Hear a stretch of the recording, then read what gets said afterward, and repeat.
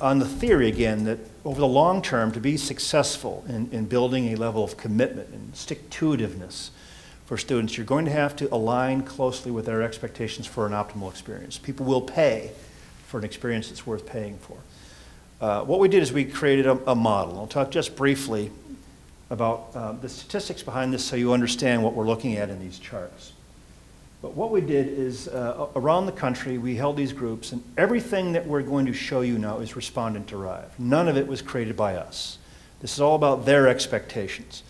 And what we do is we developed a hypothesis. We isolated from those groups 67 discrete attributes that we think sort of defined it. And we guessed what themes they were fitting in and that sort of thing. We put them into a great big survey, quantitative survey, and had them rate these attributes on a 1 to 10 scale. How closely does this describe your experience? Now, through various analyses, we found out that 47 of those metrics actually held up as valid and reliable measures. And validity and reliability in survey research are real measurable ideas. Validity means, are we measuring the concept in the metric that we think we're measuring? Is that consistently happening across the sample frame? And is it interpreted the same way across the entire sample? So we found that 47 held up as valid and reliable. And the interesting thing here is what we do then is look at patterns of correlation.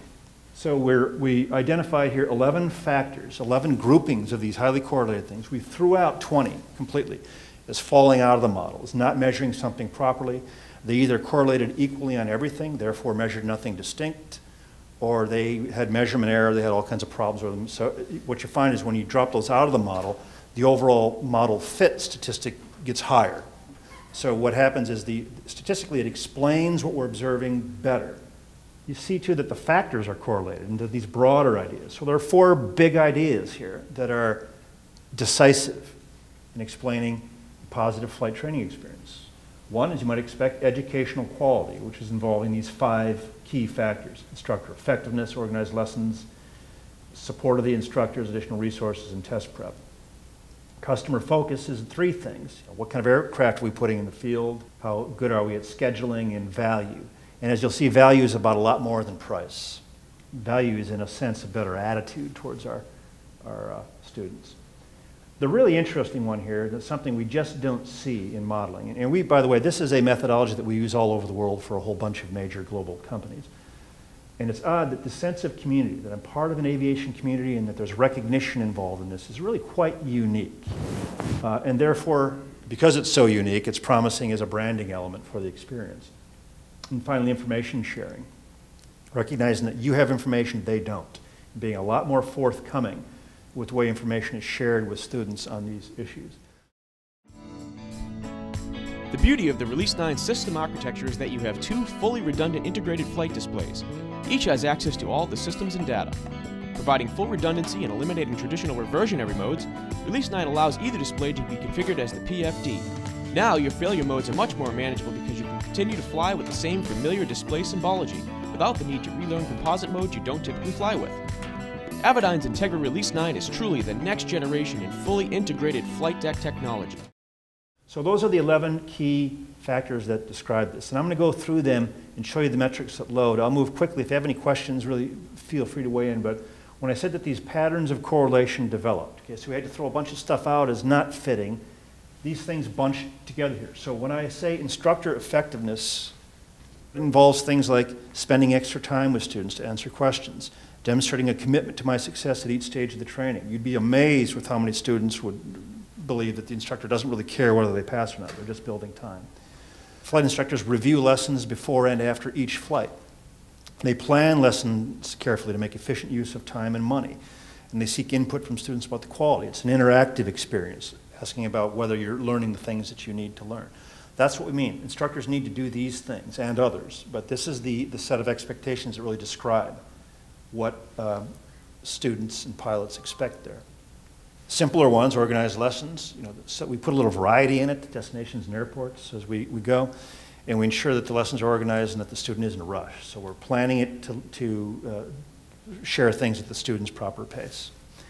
This, I think, is arguably one of the most important, as you'll see, in fact it is.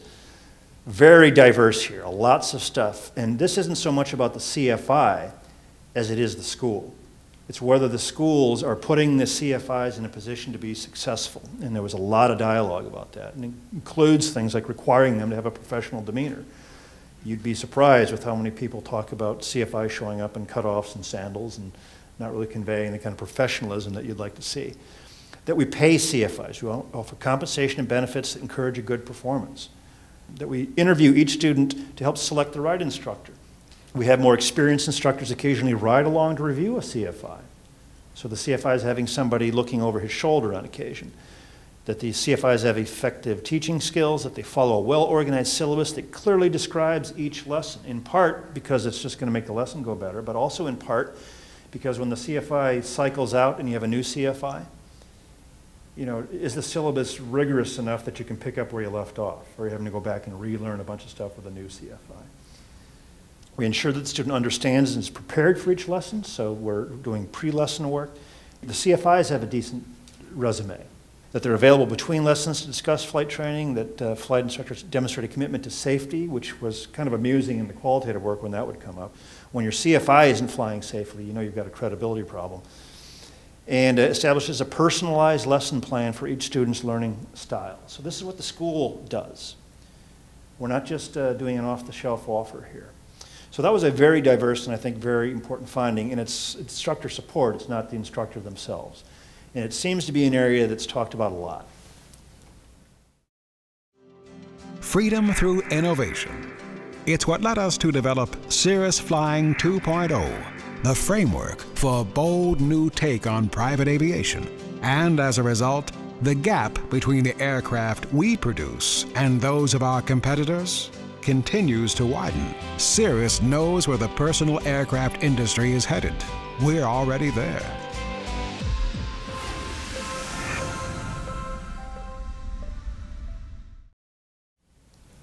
Additional resources. We know where these things are, the students don't. So we're providing lists of doctors to get a medical done, and we're directing them to online flight planners and other useful websites.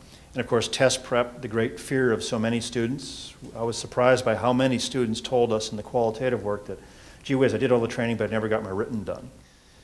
So a few things. We invite FAA examiners to meet throughout the process, so that that's not the first time you lay eyes on your examiner isn't the day of your check ride. And then we prepare these students for the PTS. So that's what we mean by educational quality. Quality aircraft, pretty self-explanatory here. We offer opportunities to fly more advanced aircraft. The aircraft have modern equipment, and they're well maintained, so they're available to fly when needed. Next piece of customer focus was scheduling. What do we mean by that? We keep our commitments, we're very flexible for students, and we try to do this in advance, recognizing how difficult it is for students to schedule their training.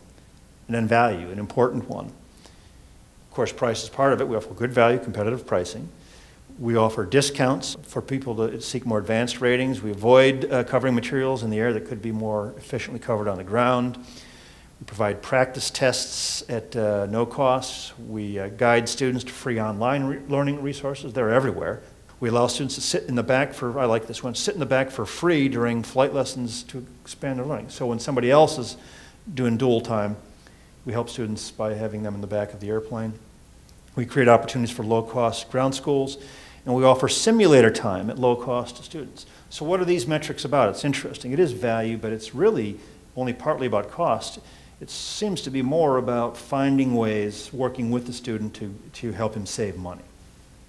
Then community, very interesting and important.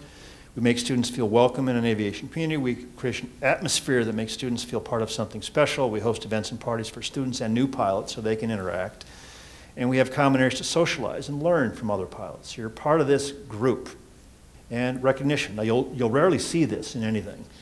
Recognition emerging as a driver of the experience. But announcing milestones like first solos, providing certificates for various achievements, and hosting open houses and events, recognizing student milestones. It's very surprisingly, if it emerged in this model as a distinctive driver of the experience, you know that it's important. It may not be the most important thing, but it's, in my view, likely a very important opportunity here to build a bond with students in this experience. And finally, information sharing, recognizing that it's a very asymmetrical relationship when it comes to information. So it's providing statistics on their success rates at the school. How many students do you actually graduate out of this place that get a ticket? We disclose the qualification experience of our instructors. We share student success stories and offer references from other students, and we provide a realistic estimate of time and cost required to get the certificate done. So now we know what these 11 things mean, these 11 key drivers that group together in these 4 broad ideas that really drive the experience. So we've done the first part. The next part is, okay, well, how are we doing on those things? How are we performing on those things as a measure of association with our own experience? And what's the impact? Some of these things will be more impactful than other things. So we can't do everything. Where can we focus our efforts?